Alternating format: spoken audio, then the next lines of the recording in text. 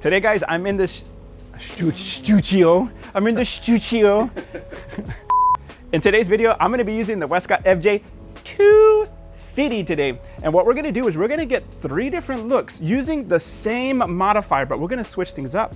We're gonna use for the key light with just diffusion, then we're gonna add a grid, and then we're gonna completely eliminate everything, just the modifier with no diffusion whatsoever. And I think you guys are gonna love the results. So let's cover todo el pedo. All right, guys, I'm here with my first setup. And what I have is I have the FJ250 along with the Westcott Octa L, which is a 48-inch octabox. Now, what I'm doing here is we're actually using both diffusion panels like you typically would. Now, one of the things and one of the big advantages when I love shooting in the studio is using the Easy Boom. The Easy Boom allows me to get higher angles, I can tilt, and I can move it up and down real easily. So in this case, I want to be able to boom the light up really high so that I can get a nice little angle here. And we're kind of going for like a loop position here.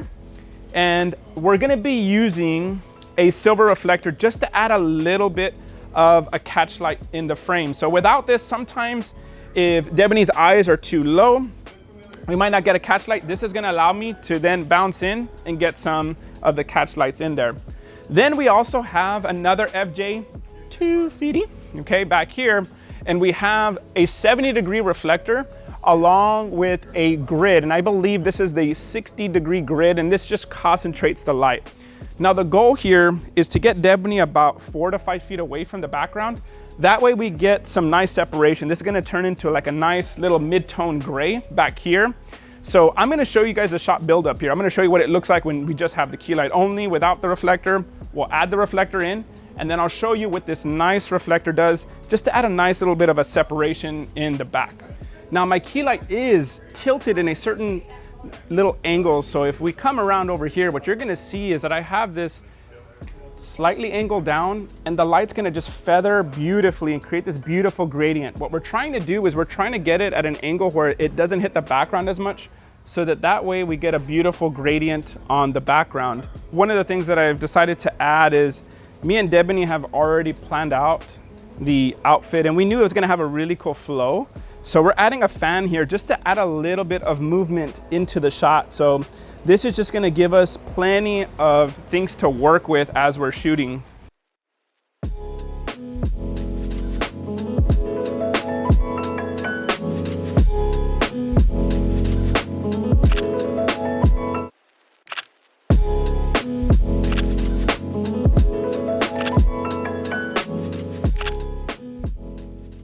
Now that we've got the standing shot, we want to go for a little bit of a different look. And this is where the Easy Boom really helps out.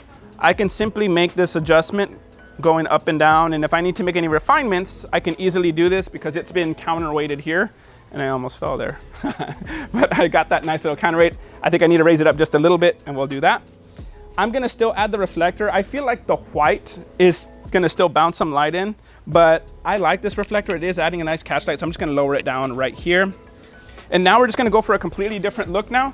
And now we're gonna get some shots going down here. So 1, 2, 3.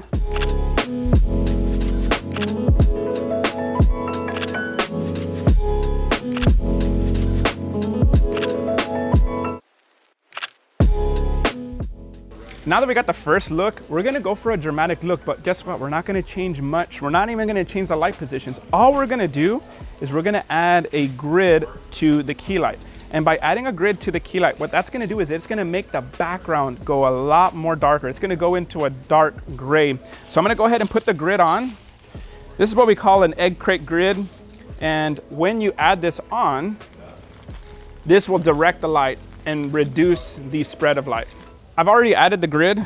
And as you can see, based on the angle that I have, the light is basically gonna go straight down right here and hit Debony. And it's not gonna hit the background. We're gonna go for that dark moody look. And let's see what it looks like. So after taking my first shot, I already noticed it's a lot darker. So the exposure went down. When adding the grid, you are gonna lose a little bit of your power a little bit. So I'm gonna go ahead and increase the power. So I'm gonna go to power 6. I'm gonna go up another full stop here. And we're gonna go 1, 2, 3. And that's one of the things I love about the FJ250s is that you might think, well, they might not be powerful enough because they're only 250 watts. So I need a 400 and 800. Those are great strobes, but 250 is more than powerful enough to shoot in the studio. Yes. Good kind of thing. There you go. Wow.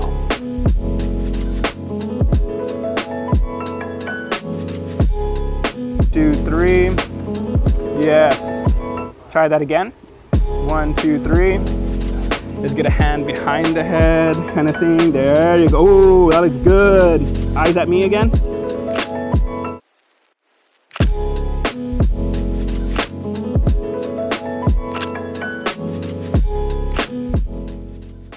Now we're on to the third look, and we're gonna go for something a little bit different. We're gonna take off the grid, and then you might think, okay, we're using a softbox, you would wanna always use a diffusion.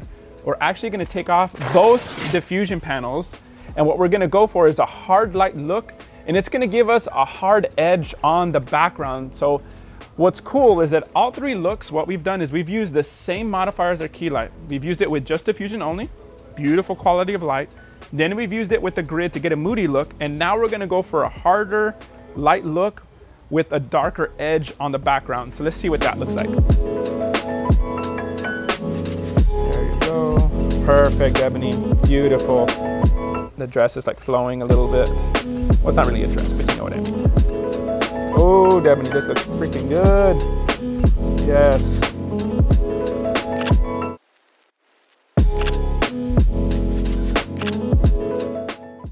Now that we've removed the diffusion, both baffles, the inner baffle and the outer baffle, there's a huge difference with the power output. When I was using the grid with diffusion, I was at power 7, and now it's going all the way down to power 3.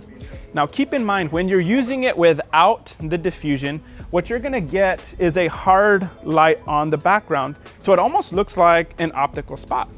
Now technically you might be like, well, maybe like that doesn't look appropriate or doesn't look right. I like it. I think it looks cool. And I think that's the fun of shooting photography and doing portraits, is you just have to experiment. And I actually love this look. We were shooting it right now. We're getting some beautiful lighting on Ebony. We're getting a cool little pattern in the background. So this is working as a key light, but also as a background light. So it's adding a lot of little fun into the pose. Nice. Cool. And then now looking at me, eyes at me again. Ooh, do that again.